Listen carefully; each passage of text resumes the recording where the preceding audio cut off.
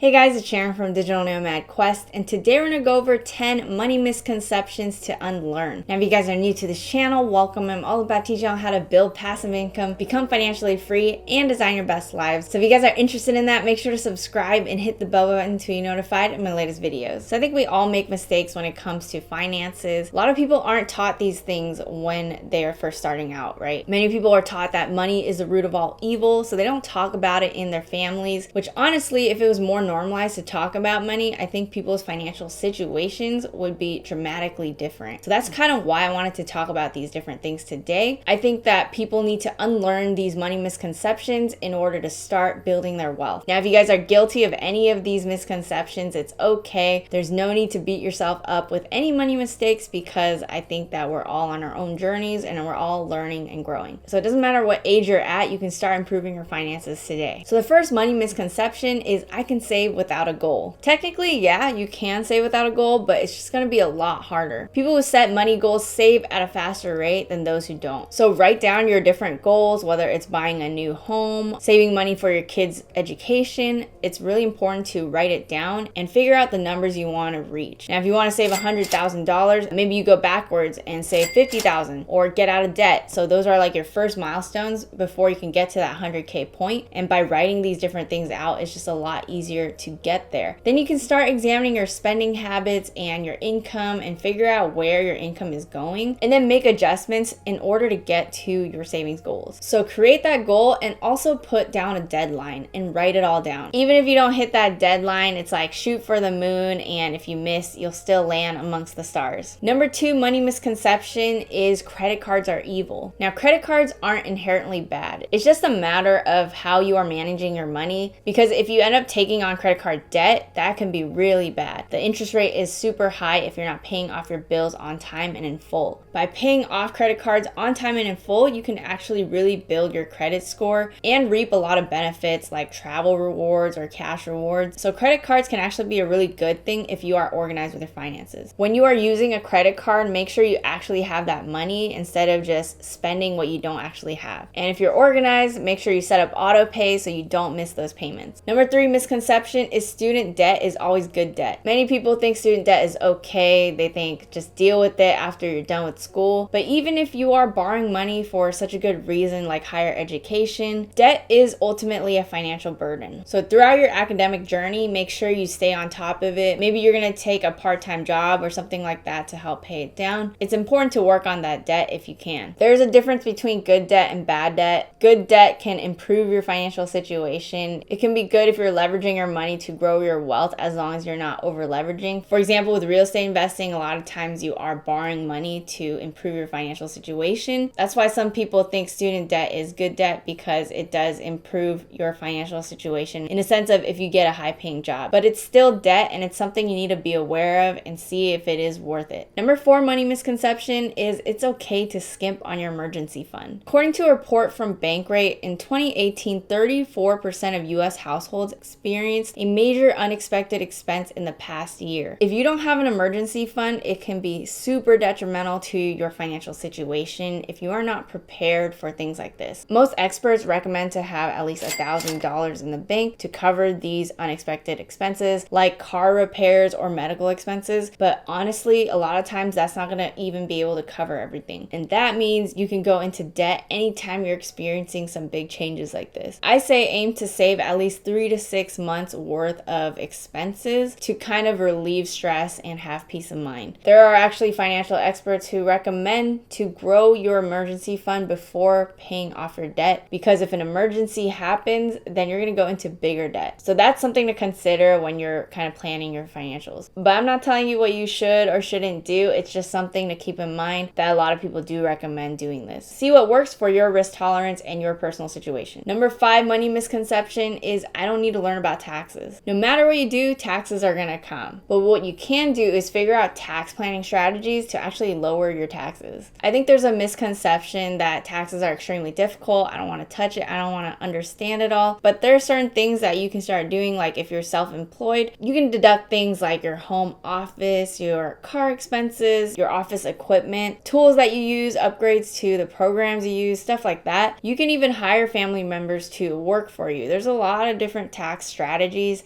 that you can implement. You can invest in real estate, and that can help because they have tax benefits. So there's a lot of things you can think about when kind of strategizing with this. So learn the basics and see how you can pay Uncle Sam a bit less with your taxes if you're doing some good tax planning. There's a book I really liked. It's called The Book on Tax Strategies for the Savvy Real Estate Investor. This is for real estate investors, but it has a lot of information that's easy to digest. So it might be something you want to pick up. Number 6 money misconception is I don't need to track my money. I think a lot of people struggle with keeping track of their expenses and their finances. They're thinking, where did my money go after every single month they're paying paycheck to paycheck? They're like, how come I'm spending it all? And they have no idea where their income is going to. So what I would do is start documenting your income and expenses. So if you're in a financial rut, you should possibly look into kind of calculating your net worth, calculating the amount of expenses every single month that you have and your income, and kind of categorize your spending so you know like which categories you're spending more on. For example, if you are spending a lot on rent, maybe it's time to downsize or find roommates, or even house hack with the 3.5% down payment FHA loan, where you buy a house, rent out the units or rent out the rooms, and if you live in the property for at least a year, you can get an FHA loan. Or maybe you have a large car loan, right? You can possibly get a used car instead. Maybe you have unused subscriptions like Hulu, Spotify, Netflix. I think it's easy to end up subscribing to a lot of different things that you are not actually using, and you're wasting money every single month. So look at it, see how you can reduce that. Maybe you can even cancel your gym membership and work out at home. So like these little steps can dramatically improve your financial situation. So it's really important to get awareness and start making savings goals. Number 7 money misconception is you only get rich through luck. In reality, according to the National Study of Millionaires, only about 21% of millionaires inherited their fortunes, when in reality, according to the National Study of Millionaires, only about 21% of millionaires inherited their wealth, while about 79% worked for it. And another reality is teachers made the list on top 5 professions of millionaires in the US. I feel like these stats prove that it's not about luck, it's not about inheritances. In reality, people who get inheritances and lottery winners, things like that, people who have high incomes, there are a lot of them who actually spend all their wealth and go back to nothing. They're not building their wealth, they're spending all their money. You know, if you aren't managing your money well, then it doesn't matter how much you're making. You could squander it all and go back to nothing. So it's really about learning and taking consistent action. So save and invest regularly for the long haul, practice delayed gratification, and you can grow your wealth a lot whether you have a low salary or you're a high earner. Number 8, it's too hard to increase my credit score. Now, as long as you're making payments on time, you're building your credit history, you can improve your credit score. I'm going to go over the percentages. So 5 distinct factors matter when you're trying to boost your score. First is payment history, that's 35%. Credit usage is 30%. Age of credit accounts is 15%. Credit mix is 10%. And new credit inquiries is 10%. Honestly, just keep building good habits, have different types of credit, and always make sure you're paying back on time and in full. That is the most important thing. Don't get into high interest debt. It's going to be hard to dig yourself out of that hole. Keep building that credit history. Number 9 is I don't think about retirement because who knows how long I'll live. This one is crazy to me because my friends have said that to me. And it kind of blows my mind because a lot of Americans think this way. I've seen it on Twitter a lot that people think I'm just going to enjoy because I'm probably going to die soon. Like, that's really a sad way to think about life. You never know how long you're going to live. So if you aren't planning for that, then you're going to have to work for the rest of your life, because when you get older, physically it's just going to be a lot harder to work. This kind of mindset is going to affect you negatively with your money. I always talk about delayed gratification because that's a true way to build wealth. If you are doing consistent things to improve your finances and not always just spend all your money all the time, you can dramatically build your net worth. So make sure you're setting up your retirement accounts, funding it, using it to invest. Figure out what percentage of your money is going to wants versus needs, and how much of it are you actually saving and investing, and see if you can build that number as much as you can. The wealth creation equation is income minus expenses, all of that times your investments. So make sure you're setting yourself up where you're finding multiple income sources, maybe starting a side hustle, seeing how you can reduce your expenses, and then investing that difference as much as you can. Number 10 money misconception is cheaper is always better. In the pursuit of savings, like, it's really easy to think this way, but if you're buying a lot of stuff that breaks easily, then you're gonna have to keep replacing it, and it might cost a lot more than actually just buying a high quality item. Cost is simply what is paid for the product, while value is what the product is worth. So sometimes cheaper is better. It really depends on the product products. But for things like my laptop, like I'm gonna get a MacBook, I'm gonna get a premium product. I get premium equipment for my business because it just makes my life easier, and I can run and grow my business a lot easier if I have the right tools. So in the past, I used to think that I wanted to save all the time, pay less for different software and programs, where now I'm actually spending a lot more, because when you invest in your business, for example, you can grow your income a lot easier and you can free up your time a lot easier because it might make things a lot more efficient. So that's just on the business side, but in life in general, it's a good idea to evaluate the value of things versus just the cost of things. So that's it for the 10 money misconceptions. If you guys have any ideas of other money misconceptions that we need to unlearn, let me know in the comments below. Smash the like button, subscribe, hit the bell button to be notified of my latest videos, and I'll see you guys in the next one.